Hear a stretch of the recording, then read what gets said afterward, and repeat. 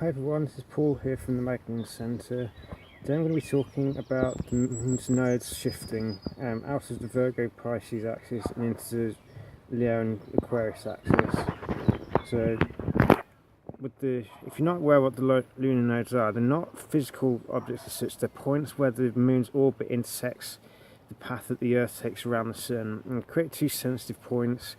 And when there's an alignment with the moon and the sun on these points, that's when we experience eclipses.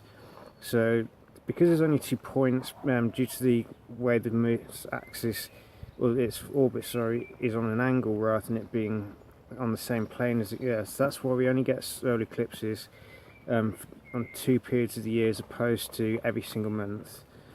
And the north node is basically where the moon is moving from below the Earth's orbit to above it, so it's moving in an upward direction, hence north, and the south is doing the opposite, so it's where the moon is moving downwards from a point higher than the Earth in Earth's orbit to a point below it, as it crosses the ecliptic, which is the Earth's path around the sun, and where, from our perspective, the planets appear to be moving around, but actually it's the Earth's path that determines that.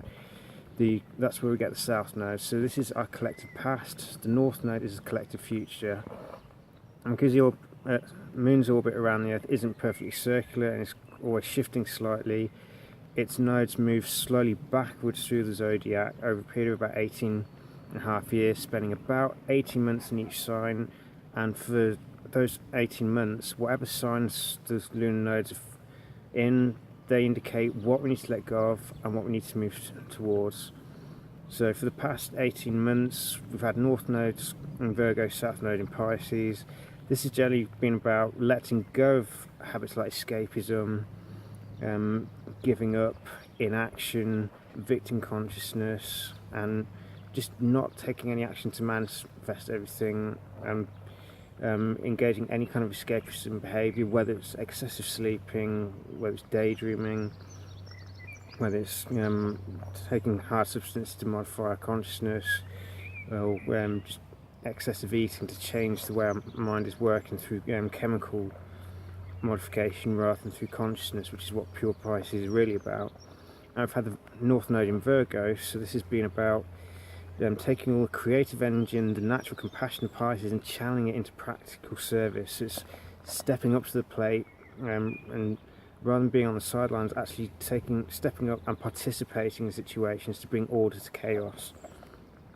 Now, obviously, chaos is something we generally fear, but chaos is a natural complement to order. We need chaos every now and again to break down old forms of order which no longer work, to create the space necessary for the new order to manifest.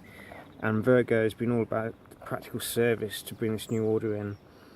But now the North Node is moving on from Virgo. It's moving on from having the courage to step up into our power and become practical servants looking to manifest things, analyse what's going on and create order out of chaos.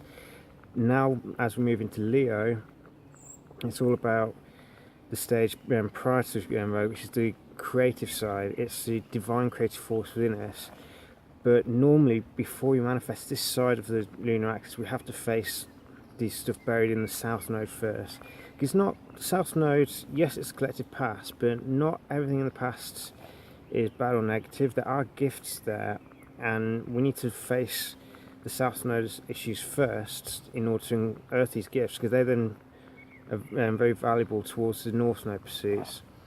So in Aquarius, the things that we need to be letting go of are things like aloofness and conformity with the status quo, going with the flow out of a sense of security rather than the divine flow, as it were. So it's going with what other people are doing rather than divine guidance.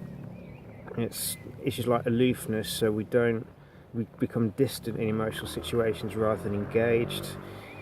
It's thinking that sometimes it's the know-it-all, so it's thinking that we know everything, or conversely it could be that we use the excuse that we need to get more knowledge and more information first before we take creative action to manifest dreams. And we may also defer to what other people say rather than trusting that our own creative impulse is correct. So these are all issues that we need to look at when the South Node is passing through Aquarius. And it's also, where do we get stuck in daydreaming? We don't actually take any creative action to manifest those dreams, because Aquarius gives us very powerful vision. It gives us things that we can use to help move humanity forward. It gives us visions, it gives us insights, it helps us tap into knowledge, it helps us to individuate so we appreciate our own uniqueness. But at the same time, we need to be careful that we don't get so used to having, just thinking, well, my third eye's open, I've got all these visions coming in, I don't need to do anything now. Sorry, that's not the way it works. It's not enough to just know what the big vision of something is. We actually have to take steps to manifest that, and that's what Leo is really good at. Leo is appreciating that divine spark that's within every single one of us, because it's all very well and good working well with others, working in groups to achieve things, but if we're not able to remain in touch with our divine spark in the process, and we have to give up a sense of who we are in order to do that, then that becomes a problem, because we're no longer staying true to divine guidance or whatever visions we've been granted through the divine that we want to create. We start conforming, and that's to what the social demands are, and then that's when problems start to rise. Now, I'm not saying ignore or be completely focused on yourself and ignore the social needs around us. No, that's not the right way either. We can't become egotistical or think that I have to protect my own specialness, or else I won't be able to produce myself. It's more finding a way to be true to ourselves, but also bear in mind our needs to help humanity around us, because we are moving into the age of Aquarius. It's conscious community, but we also have to acknowledge that there's the shadows of Aquarius as well that we have to face and release from the collective consciousness at the same time. And this is done through operating through the opposite sign, which is Leo. So Leo, we have things like pursuing our dreams, it's our creativity, it's getting in touch with that child within us all, the childlike qualities of curiosity, the joy of creativity for creativity's sake, having the courage to take time and play. I mean, if we look around us, how many people seem to denigrate the idea of play? Yet there's been numerous research showing that play is actually a fundamental part of who we are. It's a part of problem solving. It may not seem to have any given purpose as such, but by engaging in play, we learn social cues, we learn social skills in a safe environment, so that when we do go out into the wider world, we can then understand creativity, we can understand social cues, we can understand how to give and receive warmth. Because Leo, some of its positive qualities, things like noble nature, generosity, emotional warmth in regard to others, love, romantic love if you're in that sort of relationship with anyone, and it's also the divine creative force. Leo rules the heart, so what do we think of in the heart? Love. So with Leo, it's learning how to, when we might find, if we may be in a situation where there's some kind of confrontation going on, and our natural inclination may be to back off, to become emotionally distant and to detach from emotional situations. And whilst detachment in and of itself isn't such a bad thing, it's important that we don't become emotionally cold, because one thing to be detached but loving, it's quite another to detach from a situation and just not care and be emotionally distant and cold, because this is a shadow side of Aquarius that we need to be aware of. It's becoming too detached from emotions and struggling to connect with other people. Leo is very good at connecting. It's being playful, it's creativity, it's taking the centre stage in our own lives and embracing that divine spark that's within every single one of us.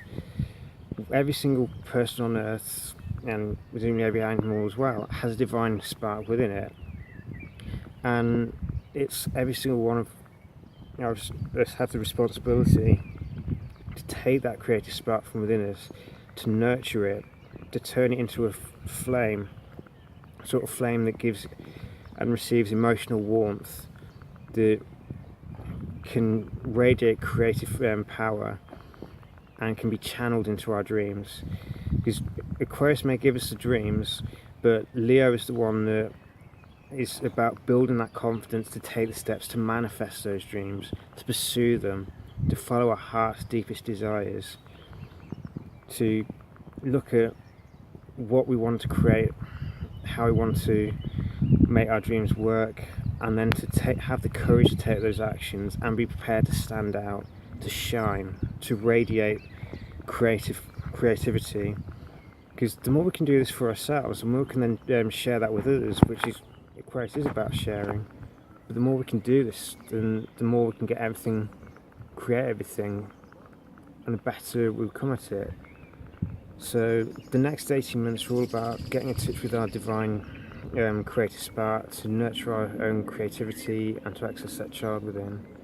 So I hope it's useful, guys, for everyone, for what the next 18 months are about. It may bring many blessings for you. Take care.